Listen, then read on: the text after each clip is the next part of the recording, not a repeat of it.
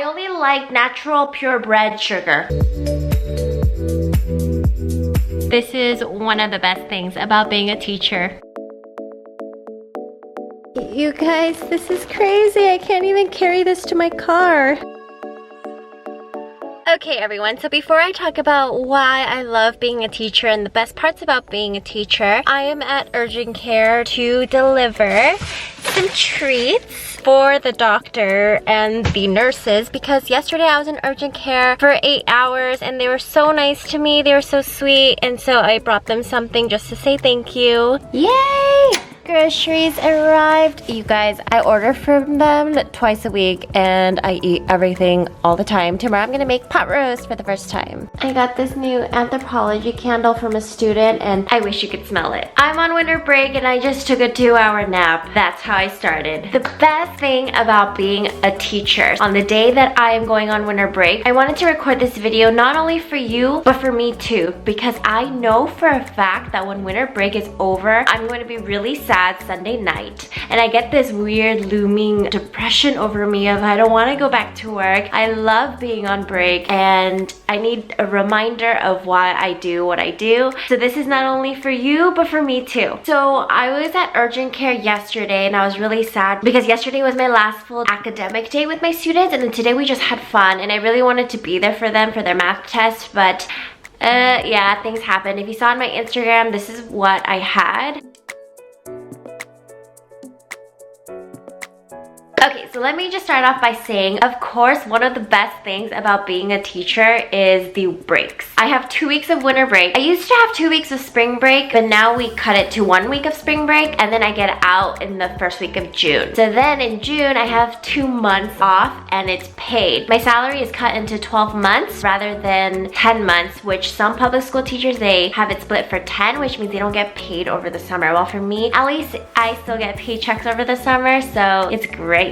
Honestly, that is such a perk in being a teacher. Not many jobs have an academic cycle. While my friends, they get Christmas Eve and Christmas Day off, they go to work the next day while I'm still sleeping in my pajamas, relaxing and watching Netflix. Or a lot of people travel and go on vacation, and so it's a great job because we can seasonally go on vacation if you have the money. Another thing that I love about being a teacher is the kids say the funniest things. Whether you teach little ones, who I have found to say really funny things, even the older ones, they're funny in a clever way because they're starting to learn sarcasm. They're starting to watch a lot more things about the world. Let me show you some examples of what I've heard from my students. Of course, I don't say their names. Here's some things that I've heard from when I taught at summer camp, from last year, from this year, and yeah. No, don't jump over them. Yeah, we don't have life insurance. Miss Lee, what's life insurance? Life insurance is when it's where you die and they resurrect you. That is not what life insurance is. Oh, then it's when they feed you carrots so you have a really long and healthy life. I only like natural purebred sugar. Purebred. Hey guys, stop talking about it. Exactly, you don't want to talk about other people when they're not here because that's called gossiping. We'll talk about it later. Miss Lee, in my writing, can I write that someone was pissed off? No, that's slang. I want you to use something like very frustrated. Oh, but that lacks flavor. How about P.O.? Miss Lee, is the plural noun of moose meese? I think this is one of my favorite things about being a teacher is the look on the child's face when they finally understand something that you've been teaching them. Where you knew that they were struggling through it, you try to explain it in a different way, and then suddenly they go, oh, and then I give them another problem just to kind of test and see if they really get it, and then they do, and it's just so exciting. I love that part about being a teacher, is that I get to be a part of their learning, and even if later on in the future, even if they don't remember me, I know that I had something to do with them learning how to divide decimals. I really only think they'd need that when they are using money, but then there's apps and calculators, but that's okay. Another thing that I love about being a teacher is that kids give the best hugs. Like, they just genuinely care and love the humans in their lives, and whether they're older or younger, they give me a nice sweet hug that shows that they care about me. And because I have talked about this in my other videos, where in the mornings I greet my students with a hug, a high five, or a handshake, and it's completely up to them because some kids don't like hugs, and that's perfectly fine, but I let them choose what they want to do for our morning greeting. As a teacher, it gets very frustrating when students misbehave, when they talk back at you, when they're being rude, and they don't even know that they're being rude. And that's the thing, that gets really frustrating. But the thing is that I always try to remind myself, kids are the way they are for a reason. And so it's up to us as teachers to be a light to these kids and to teach them how to grow up polite and kind and generous and empathetic. And for some of these kids, teachers are the only form of positivity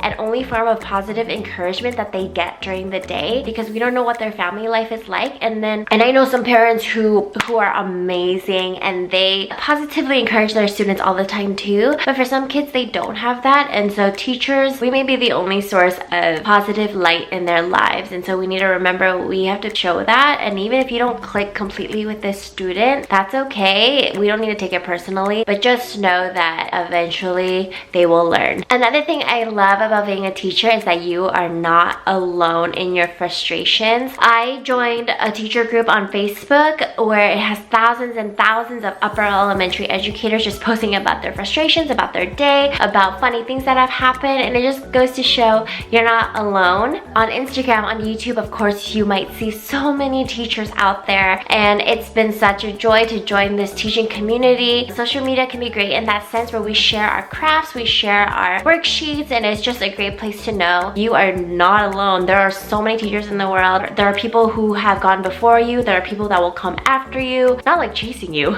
but you know, that will come where you can help mentor them too. And so it's very helpful. And this segues into, I actually received a letter from one of my viewers. He has been teaching for 26 years.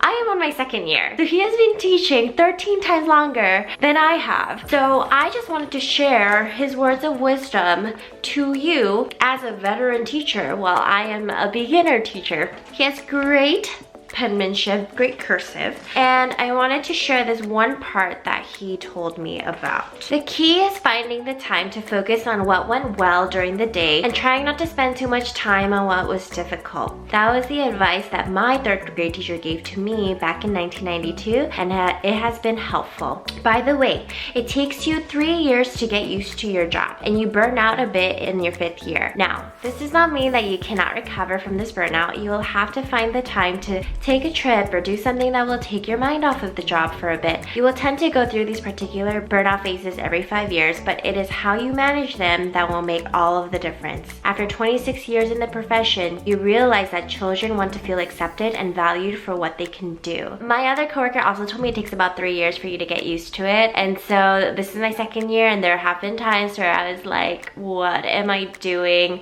I don't even know if I'm a great teacher. I don't even know if I can do this anymore. And I'm gonna be honest, there were times where I was on LinkedIn thinking, what else can I do other than teach? Because it was just so frustrating, where I was tired of getting upset with my students. I was tired of just feeling like I'm not enough. And then there are times where I love the job, I miss my students, and so it just comes and goes, and that's part of any job, I think. I know I'm gonna stick it out for a couple more years. So I hope you have a very Merry Christmas, Happy Holidays. I'll see you before the new year. I'm gonna be taking it easy, but I will still be posting my Sunday videos. Thank you guys so much for supporting me, for being here. I'm always here to answer your questions. I'm also available on Instagram, so go ahead and direct message me, and I'll try my best to get back to you.